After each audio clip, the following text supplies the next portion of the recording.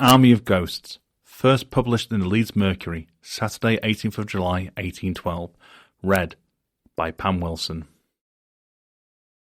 The following marvellous narrative, communicated by the ghost seers, has produced a good deal of conversation in a part of this country, and may serve to astonish the credulous, amuse the sceptical, and occupy the speculative.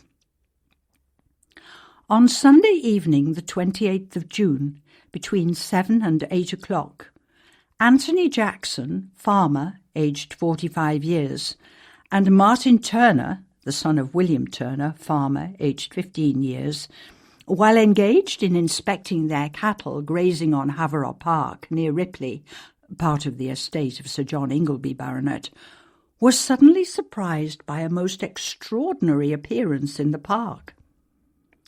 Turner, whose attention was first drawn to this spectacle, said, "Look, Anthony, what a quantity of beast!" "Beast?" cried Anthony. "Lord bless us, they're not beasts, they are men." By this time the body was in motion, and the spectators discovered that it was an army of soldiers dressed in a white military uniform, and that in the centre stood a personage of commanding aspect clothed in scarlet. After performing a number of evolutions, the body began to march in perfect order to the summit of a hill, passing the spectators at a distance of about 100 yards. No sooner had the first body, which seemed to consist of several hundreds and extended 4 deep over an enclosure of 30 acres, attained the hill, than another assemblage of men, far more numerous than the former, dressed in dark-coloured clothes, arose and marched without any apparent hostility after the military spectres. At the top of the hill, both the parties formed what the spectators called an L, and passing down the opposite side of the hill, disappeared.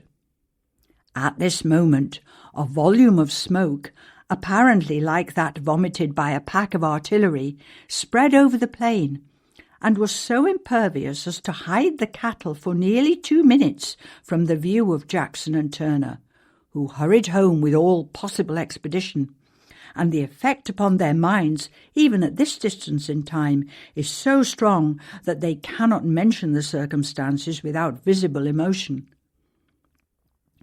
We have had the curiosity, and an idle curiosity perhaps it was, to collate the accounts of this strange vision as given by the 2 spectators, and find them to agree in every part with these exceptions. The young man says that as far as he could mark the progress of time while a scene so novel and alarming was passing before him, he thinks that from the appearance of the first body to the disappearance of the smoke might be about 5 minutes. Jackson says it could not be less than 1/4 of an hour, and that during all this time they were making to each other such observations as arose out of the spectacle. The junior spectator says he observed among the first body arms glistening in the sun. The senior says it might be so, but that did not strike him, nor can he, in thinking of it since, recall any such appearance to his recollection. On this strange story we shall only observe that the ground forming the scene of action is perfectly sound and not likely to emit any of those exhalations which might arise from a swamp, that the narrators are both persons of character, those who know them best believe them most, and that they themselves are unquestionably convinced of the truth of their own narrative.